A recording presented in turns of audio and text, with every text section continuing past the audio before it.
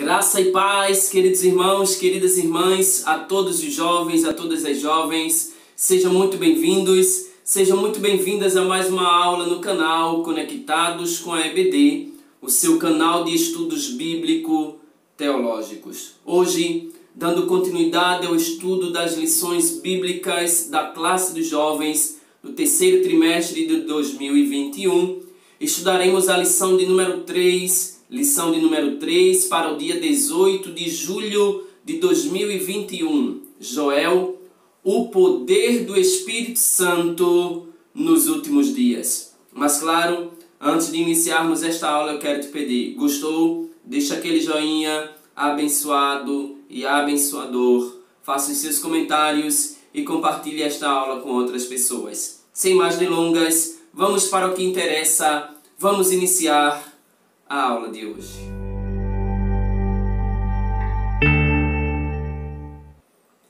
O texto do dia da nossa lição encontra-se no livro do profeta Joel, capítulo 2, versículo de número 28, e está escrito assim: E há de ser que depois derramarei o meu espírito sobre toda a carne, e vossos filhos e vossas filhas profetizarão. Os vossos velhos terão sonhos, os vossos jovens terão visões. A síntese nos diz o seguinte: mesmo em um contexto de desastre natural e apatia religiosa, Joel profetizou o derramar do Espírito Santo sobre toda a carne. A leitura bíblica, o texto base da nossa lição, Joel capítulo 2, versículos 28 ao 32. Assim está escrito o texto sagrado. E há de ser que depois derramarei o meu espírito sobre toda a carne, e os vossos filhos e vossas filhas profetizarão. Os vossos velhos terão sonhos, os vossos jovens terão visões, e também sobre os servos e sobre as servas, naqueles dias, derramarei o meu espírito, e mostrarei prodígios no céu e na terra, sangue e fogo e colunas de fumaça. O céu se converterá em trevas e a lua em sangue, antes que venha o grande e terrível dia do Senhor. E há de ser que todo aquele que invocar o nome do Senhor será salvo, porque no monte Sião e em Jerusalém haverá livramento, assim como o Senhor tem dito, e nos restantes que o Senhor chamar. Queridos jovens, queridas jovens, amados irmãos, queridas irmãs, Joel iniciou sua pregação a partir de um desastre natural que assolou o seu povo, o seu país. Que desastre foi esse? A praga dos gafanhotos. E é interessante destacarmos que, enquanto Oséias apropriou-se de uma tragédia pessoal, como vimos na aula passada, para compor a sua mensagem, o profeta Joel utilizou-se de uma calamidade para escrever e para pregar seu sermão profético.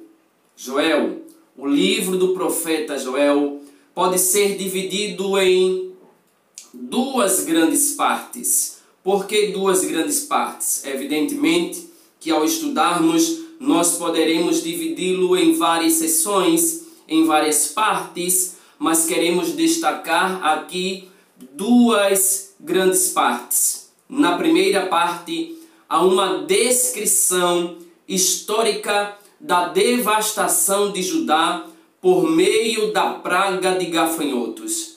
Já na segunda seção, já na segunda grande parte, o profeta anuncia o juízo divino que viria sobre seu povo por causa dos seus pecados, seguido por uma restauração.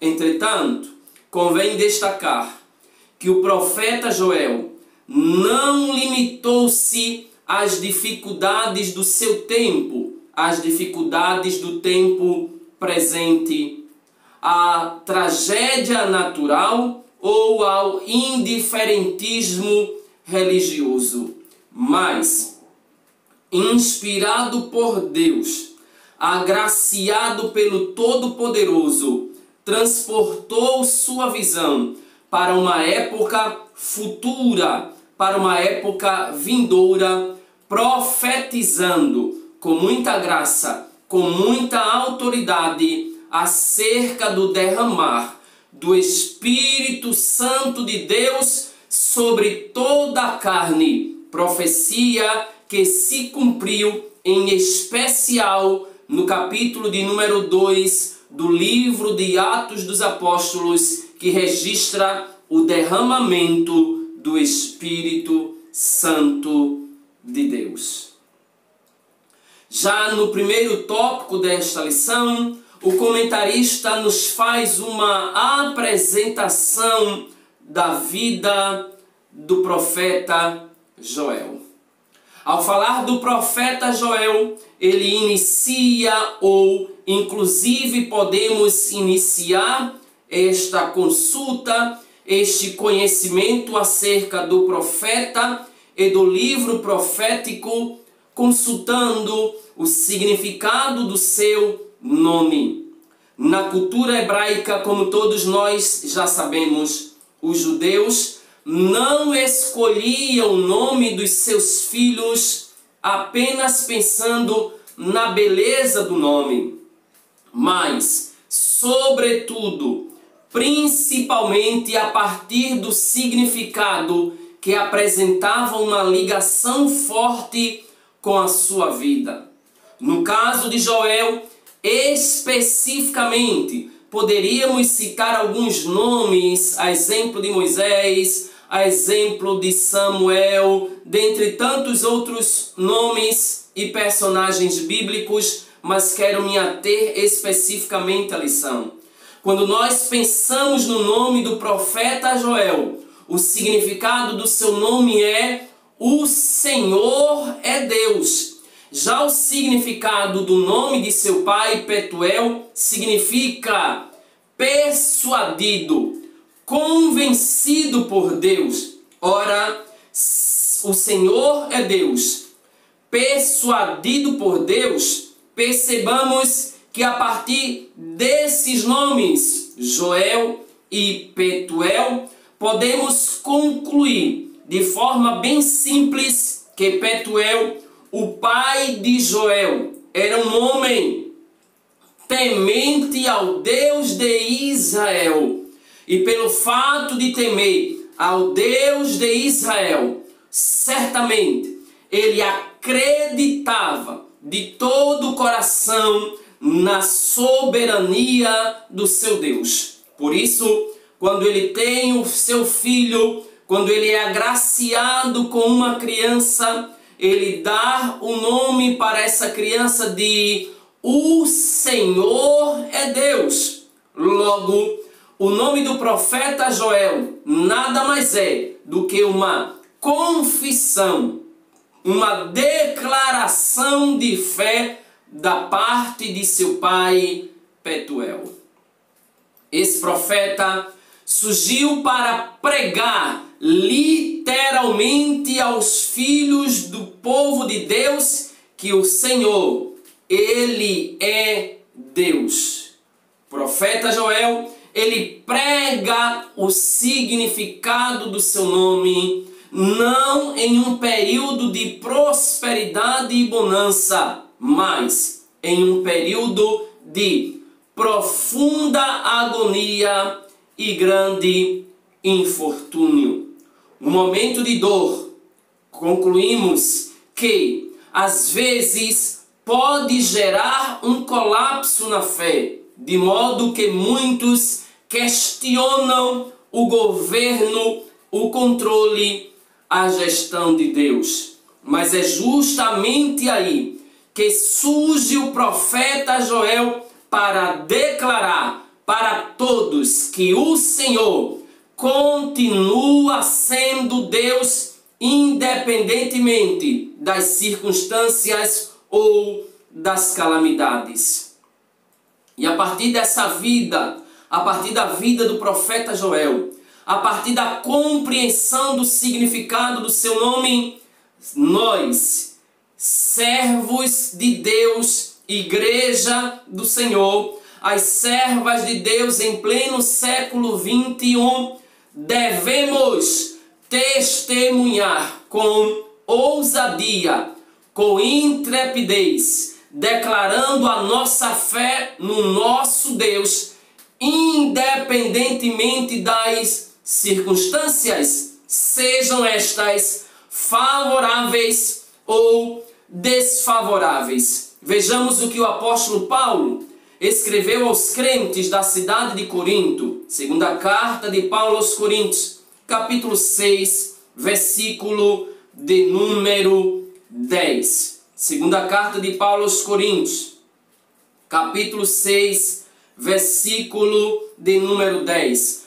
Porque devemos declarar, testemunhar sempre a nossa fé em Deus, como contristados, mas sempre alegres, como pobres, mas enriquecendo a muitos, como tendo e possuindo, como nada tendo, mas possuindo tudo.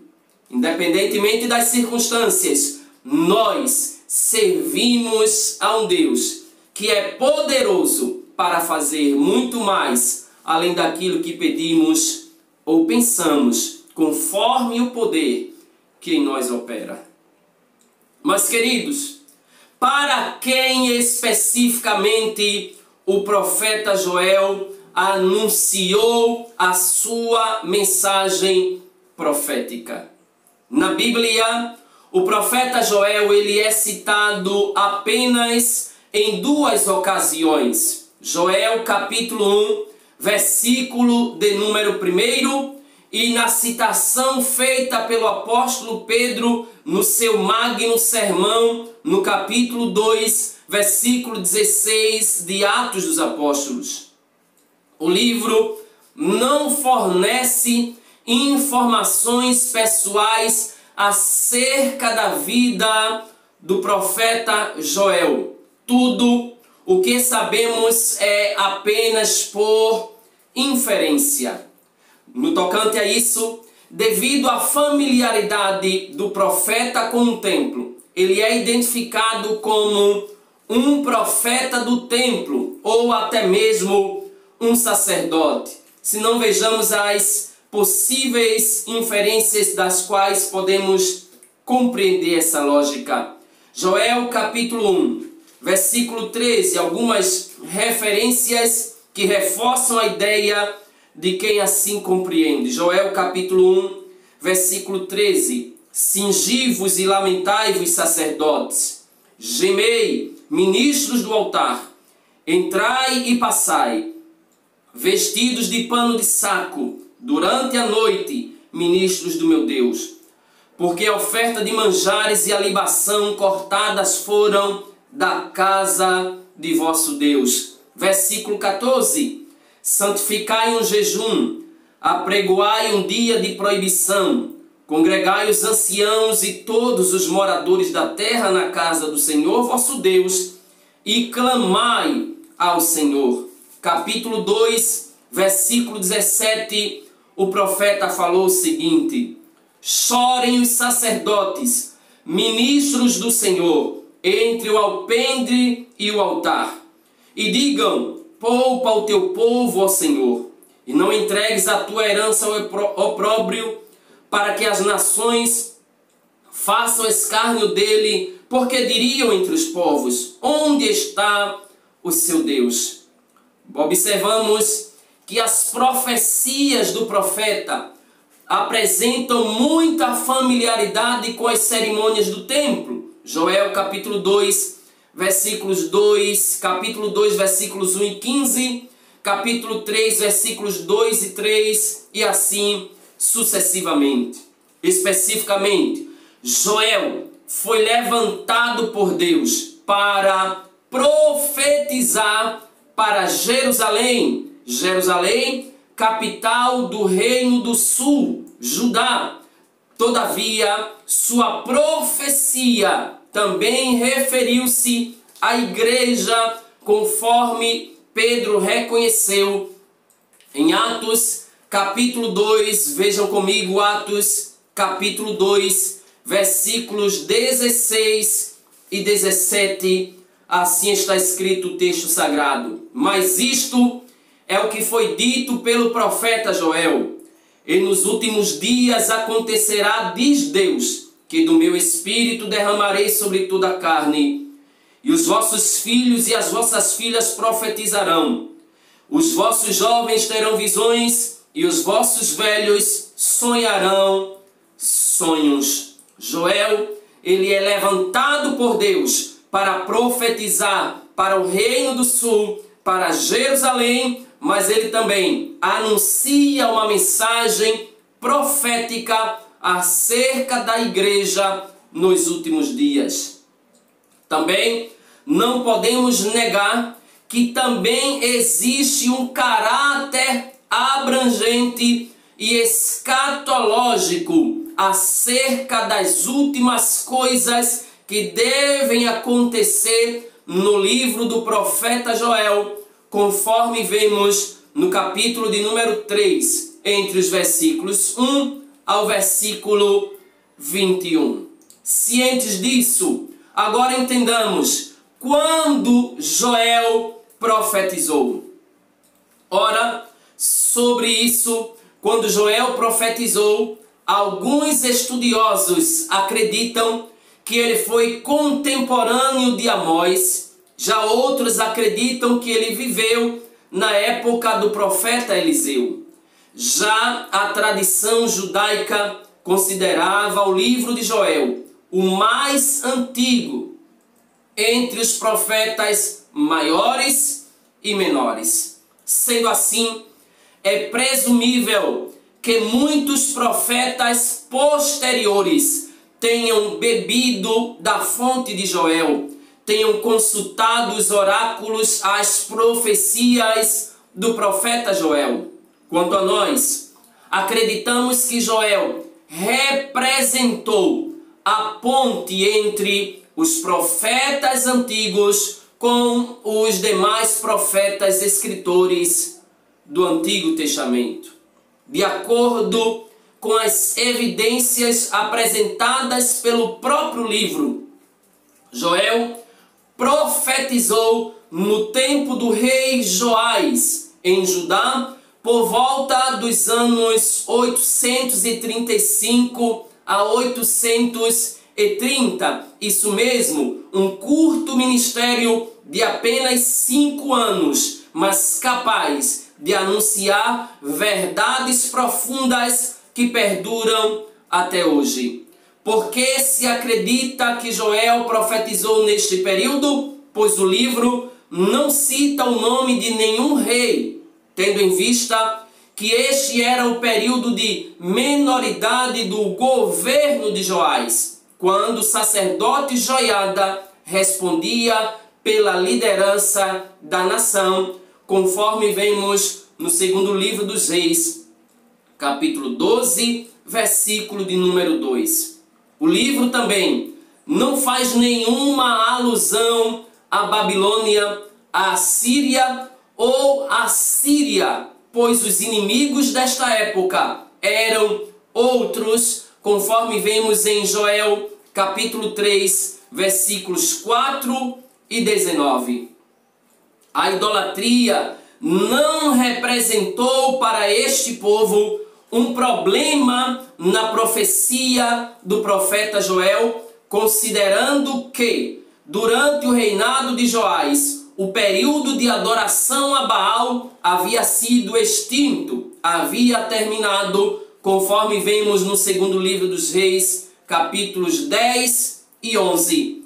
Neste período, ao invés da idolatria, o problema enfrentado pelo povo de Judá era a apatia e a indiferença. Por isso, destacamos que o indiferentismo ele é tão grave quanto a apostasia religiosa.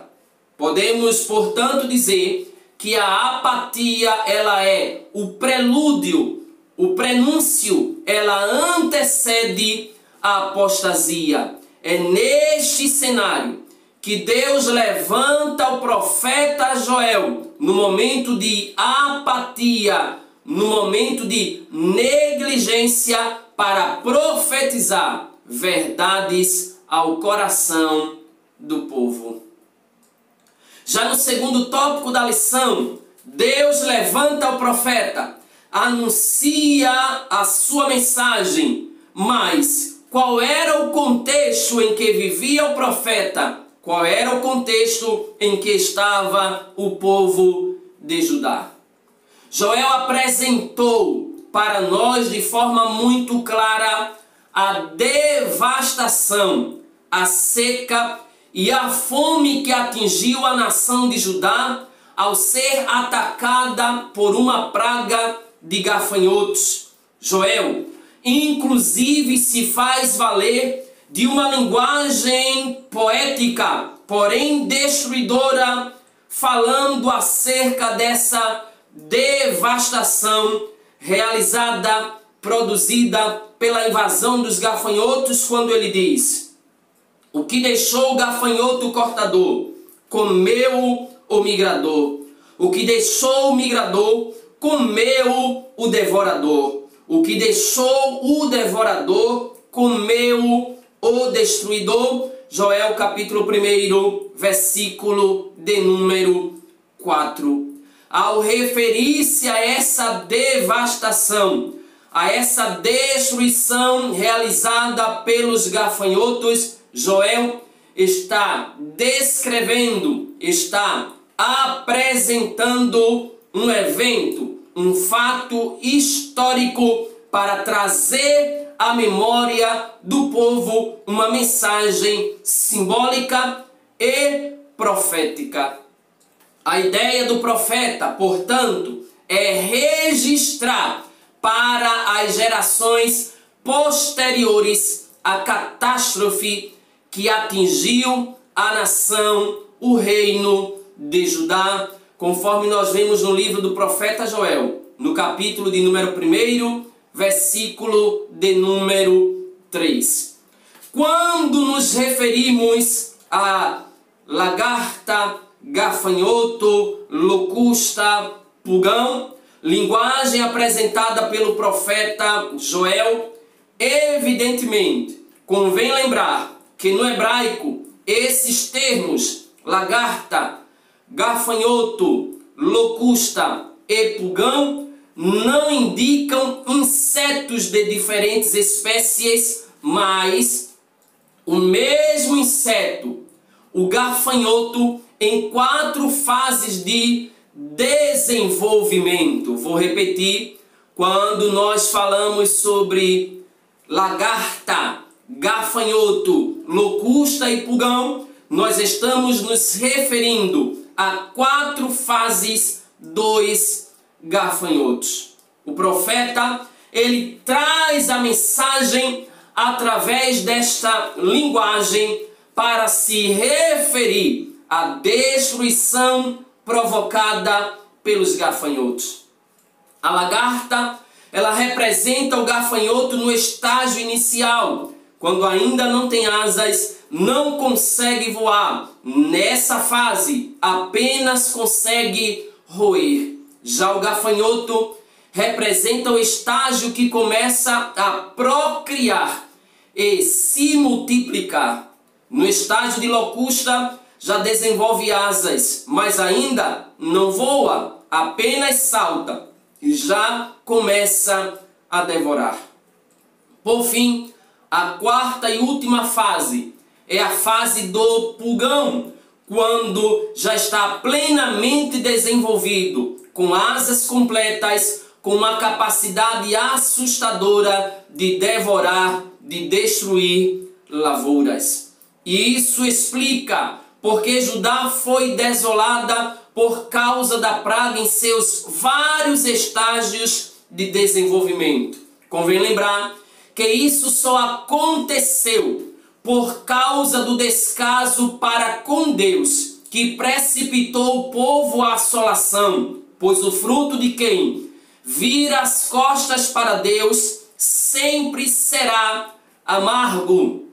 Sim, o pecado, a desobediência sempre trará ou sempre trarão sobre a nossa vida juízo, punição, castigo. Neste tocante, convém lembrar o que o próprio Deus já havia recomendado para os seus filhos desde a época de Moisés. Deuteronômio capítulo 28, versículos 38, 39, 40 e 42, o próprio Deus falou com o povo dizendo: lançarás muita semente no campo, porém colherás pouco, porque o gafanhoto o consumirá.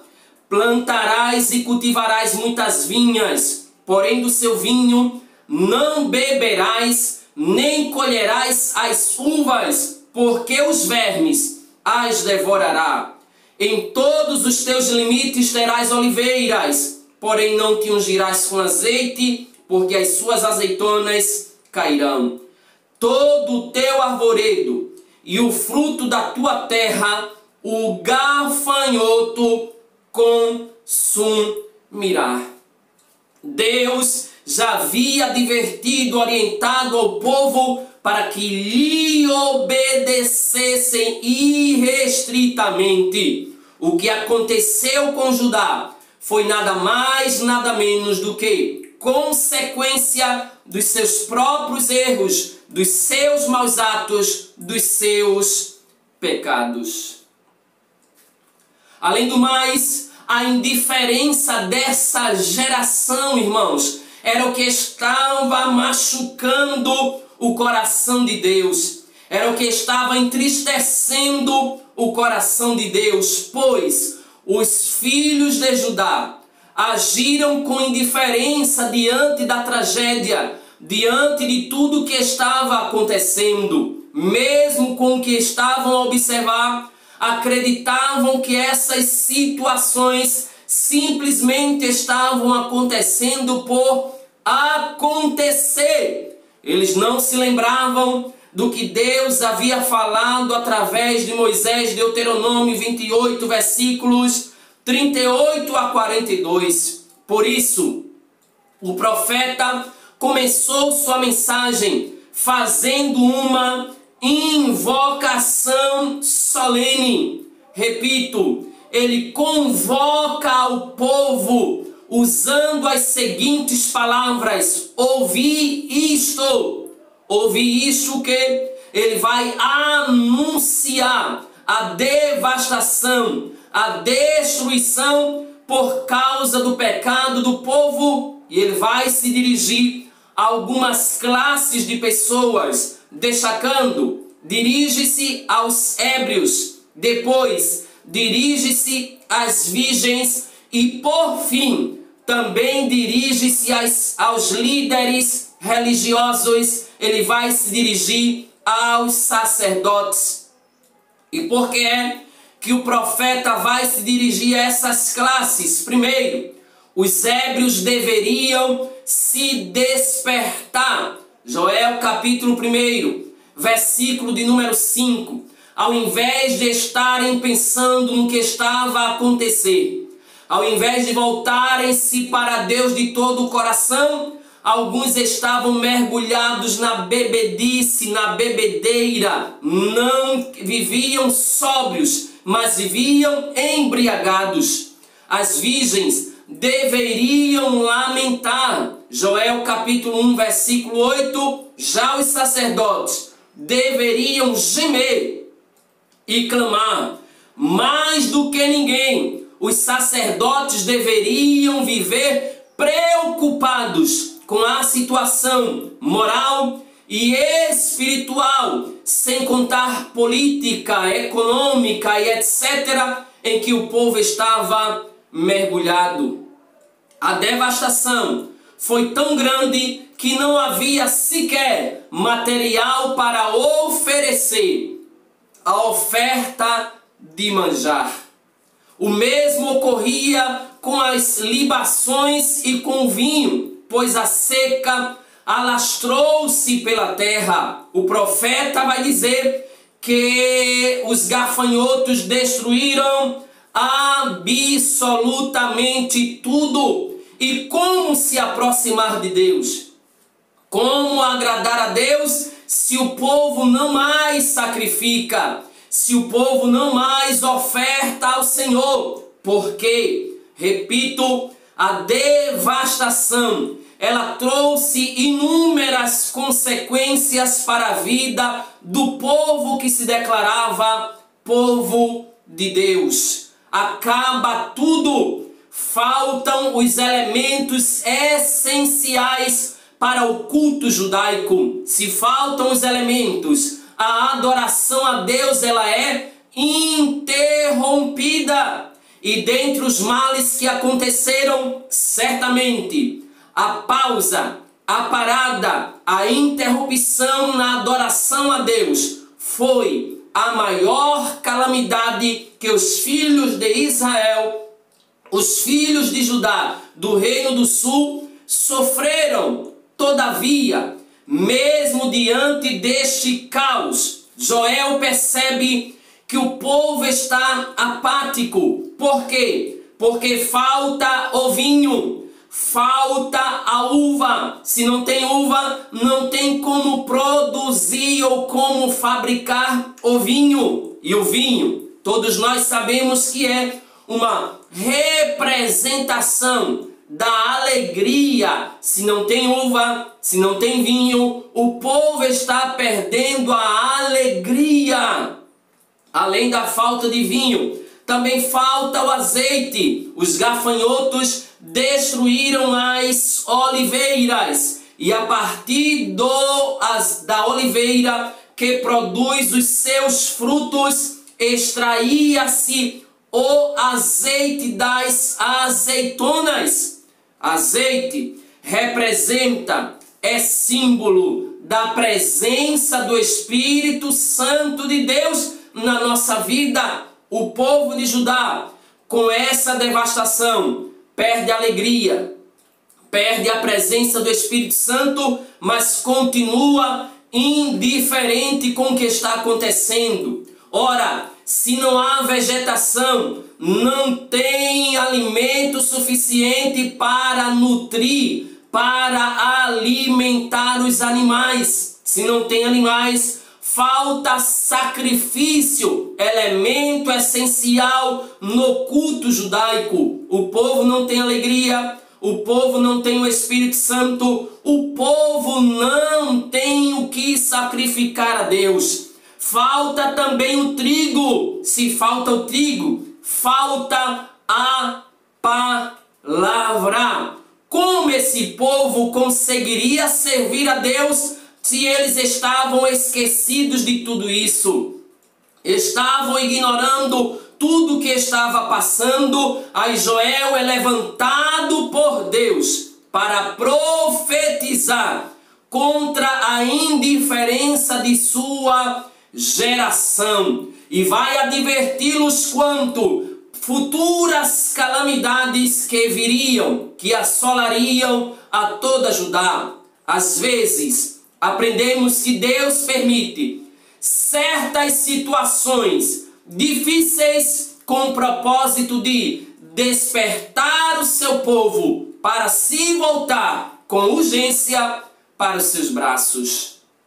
Portanto, permanecer indiferente diante da adversidade é um sinal claro de insensibilidade espiritual. E eu pergunto, tem alguma diferença para a nossa geração?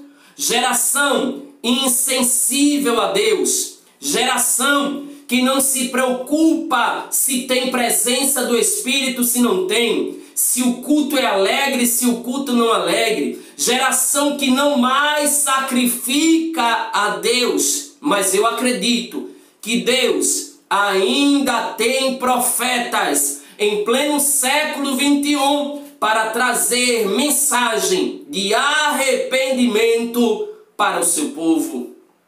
O verdadeiro cristão vale-se de todos os momentos para buscar ao Senhor. Com outras palavras, seja na tristeza, ele clama pelo consolo, e na alegria, ele louva a Deus de todo o coração, com gratidão. Ainda pensando neste contexto histórico da profecia de Joel, destacamos o simbolismo da tragédia. Deus traz à memória do povo o que está acontecendo, o que aconteceu, para mostrar, se eles não se arrependessem, se eles não se convertessem, o que haveria de acontecer. E a apresentação feita pelo profeta Joel é simplesmente impactante. Ele vai mostrar para o povo, no capítulo de número 1, vai narrar o acontecimento histórico, mas já no segundo capítulo ele vai prever a calamidade que assombrou a toda a nação de Judá. Que calamidade é essa? A derrota para uma nação estrangeira. Mas como isso se daria? Como o povo seria derrotado por uma nação estrangeira? O profeta já inicia o capítulo dizendo: tocai a buzina em Sião e clamai em voz alta no monte da minha santidade. Perturbem-se todos os moradores da terra, porque o dia do Senhor vem e está perto. Joel está dizendo: despertem, porque o dia do julgamento de Deus, por causa da vossa rebeldia, por causa da vossa apatia, por causa da vossa indiferença, por causa do vosso pecado, vem e não vai demorar, já está perto. Parecia até que Joel estava descrevendo um futuro ataque de gafanhotos, pois ele vai falar de densas trevas, com milhares de gafanhotos que cobriam e impediam a penetração dos raios solares para atingirem a terra, conforme nós vemos Joel capítulo 2, versículo de número 2. Com isso, observamos também no capítulo 2, versículo 3, que ele comparou os insetos, os gafanhotos, ao fogo, dizendo: diante dele um fogo consome, e atrás dele uma chama abrasa. A terra diante dele é como o jardim no Éden, mas atrás dele um desolado deserto. Sim, nada, absolutamente nada lhe escapará. Além de apresentar esses insetos como fogo, ele também vai apresentá-los como valentes homens de guerra, que formariam um exército invasor, obstinado e destruidor. Ele vai dizer: o seu parecer é como o parecer de cavalos, e correrão como cavaleiros, como o estrondo de carros sobre os cumes dos montes. Irão eles saltando, como o ruído da chama de fogo que consome a pragana, como um povo poderoso, ordenado para o combate. Diante dele temerão os povos, todos os rochos são como a tisnadura da panela. Como valentes correrão, como homens de guerra subirão os muros, e irá cada um nos seus caminhos, e não se desviarão da sua fileira. Ninguém apertará seu irmão, irá cada um pelo seu carreiro, sobre a mesma espada se arremessarão e não serão feridos. Joel está apresentando uma imagem de um exército de gafanhotos que simboliza certamente um exército que vai invadir o Reino do Sul, um exército invasor, obstinado e destruidor. Ao usar esta simbologia, Joel está simplesmente falando do ataque dos gafanhotos para prever o juízo divino por meio de um ataque militar, provavelmente referindo-se ao futuro ataque da Babilônia. A praga, portanto, prefigurava uma desolação muito maior. Portanto, não era tempo de indiferença do povo ou de passividade, mas de se voltarem urgentemente para Deus.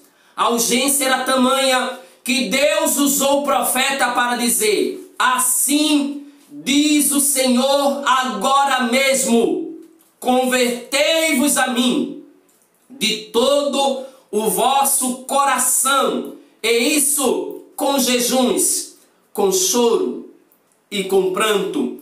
Vejamos a expressão indicativa de tempo, que expressa urgência, agora mesmo. Era Deus despertando o povo para se voltar para Ele de todo o coração.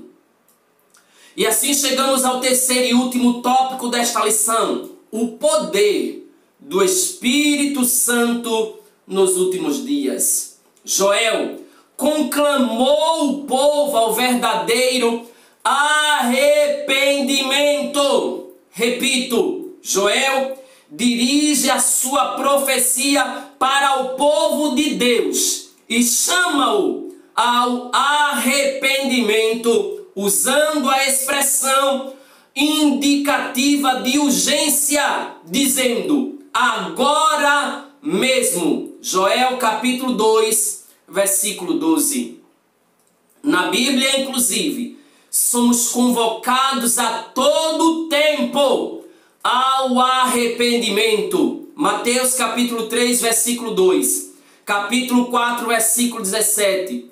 Atos 2, 38. Atos 3, 19. A conversão, logo, deve ser, como apresentada por Joel, de todo o coração. Joel 2,12, Jeremias 29,13. Mas essa conversão de todo o coração deve ser seguida com jejuns, com choro e com pranto. Deve ser seguida com evidências. Eles deveriam rasgar o coração e não as vestes. Joel capítulo 2, versículo 13. Os sacerdotes deveriam chorar e clamar pelo povo, pois estavam tão envolvidos com a política que deixaram suas atividades sacerdotais de lado. Eles priorizaram a vida política e abandonaram a chamada de Deus. Mas o profeta vai dizer que era preciso exercerem o papel para o qual foram chamados, interceder pelo povo. A promessa do derramar do Espírito Santo, portanto, requer de nós uma conversão sincera, verdadeira e uma entrega a Deus total, de corpo, alma e espírito.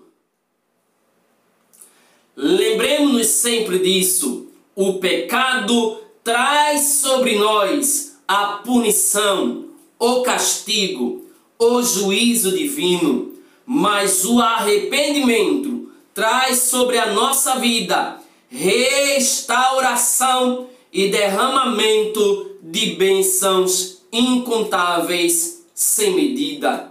E aqui nós destacamos que se o povo se arrepende, quando o povo se arrepende, Deus promete derramar bênçãos materiais, pois o verdadeiro arrependimento, ele trouxe e ele traz benefícios sobre a vida do povo de Deus. Com outras palavras, mediante a conversão sincera, Deus promete derramar fartura para o seu povo. E isso vai incluir trigo, que vai representar palavra de Deus. Isso vai incluir vinho, que representa a alegria de Deus para a nossa vida, e o óleo, o azeite, o Espírito Santo.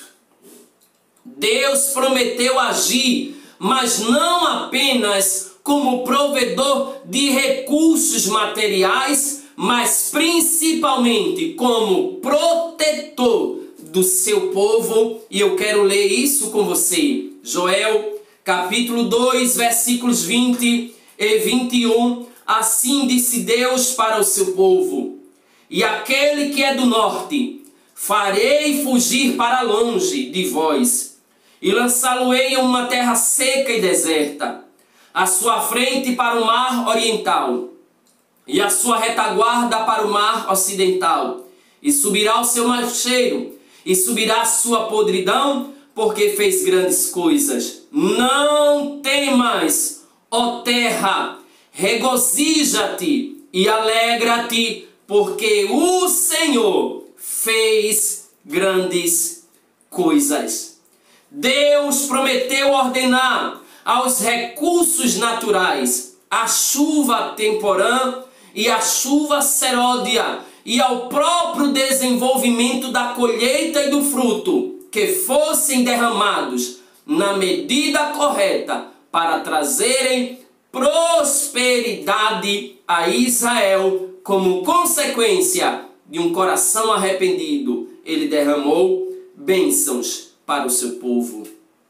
Deus também prometeu restituir os anos de sofrimento. Joel capítulo 2, versículos 23 ao 25, ele falou: e vós, filhos de Sião, regozijai-vos e alegrai-vos no Senhor vosso Deus, porque ele vos dará ensinador de justiça, e fará descer a chuva, a temporã e a seródia no primeiro mês, e as eiras se encherão de trigo, e os lagares transbordarão de mosto e de óleo, e restituir-vos-ei os anos que foram consumidos pelo gafanhoto, e a locusta, e o pulgão, e a oruga, o meu grande exército que enviei contra vós. É Deus prometendo e cumprindo bênçãos materiais sobre os seus filhos.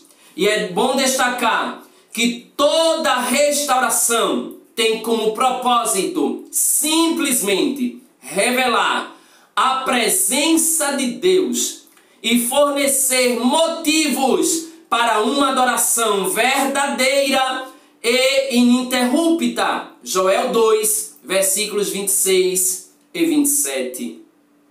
Deus sempre deseja nosso bem. Entretanto, permite a adversidade como uma alternativa pedagógica para nos instruir, para nos moldar, para nos preparar sempre para executar a vontade dele na nossa vida. Deuteronômio capítulo 8, versículos 1 ao 5.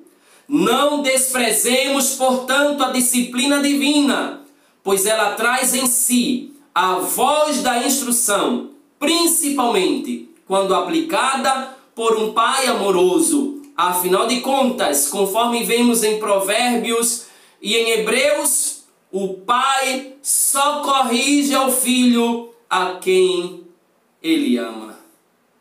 Mas, irmãos, além de bênçãos materiais, o poder do Espírito Santo nos alcança quando há um arrependimento sincero.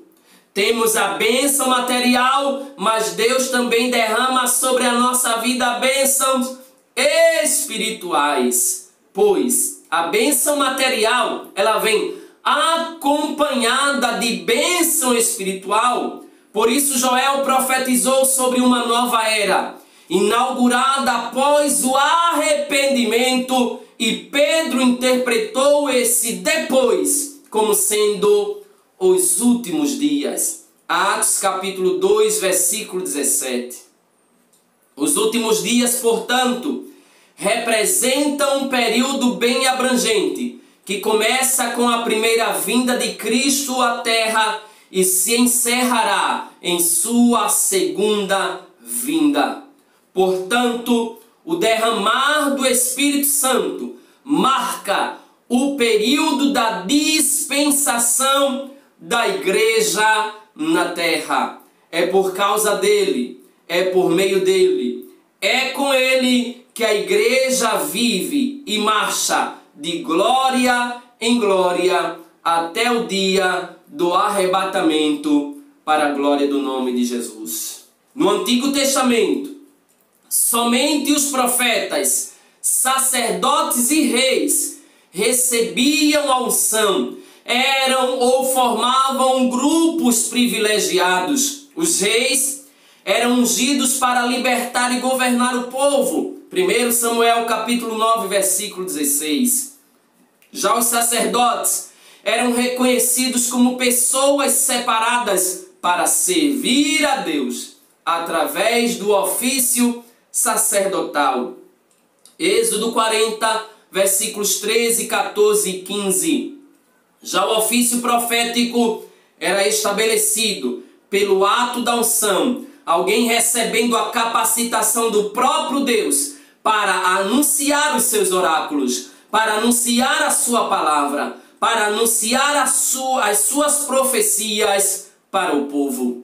Todavia, a bênção do derramamento do Espírito Santo não é só local, ela é universal, não só para Israel, mas para todos os povos, para todos os homens e mulheres, jovens e velhos, servos e livres. E esse derramar, ele traz efeitos sobre a vida da sua igreja. Que efeitos são estes? Profecias, sonhos, visões e salvação. Joel capítulo 2, versículos 28 ao 32. A profecia de Joel, no capítulo 2, versículo 28, cumpriu-se cabalmente em Atos capítulo 2, versículos 1, 2, 3 e 4, como já citamos, mas eu quero ler o texto agora. Cumprindo-se o dia de Pentecostes, estavam todos reunidos no mesmo lugar, e de repente veio do céu um som, como de um vento veemente e impetuoso, e encheu toda a casa em que estavam assentados, e foram vistas por eles línguas repartidas como de fogo, as quais pousaram sobre cada um deles, e todos foram cheios do Espírito Santo, e começaram a falar em outras línguas, conforme o Espírito Santo lhes concedia que falassem. A profecia de Joel, repito, cumpriu-se neste texto, mas não restringiu-se ao passado, como alguns afirmam.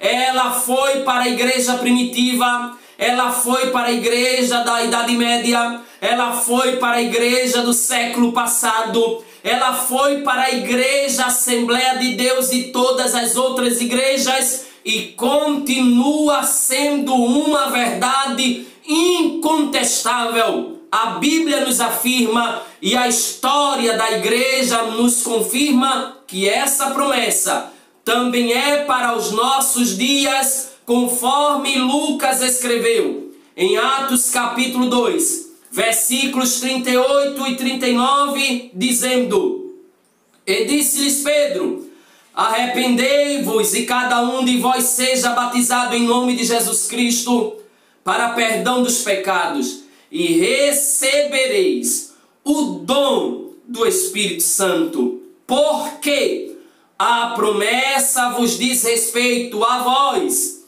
a vossos filhos e a todos os que estão longe, a tantos quantos Deus, nosso Senhor, chamar.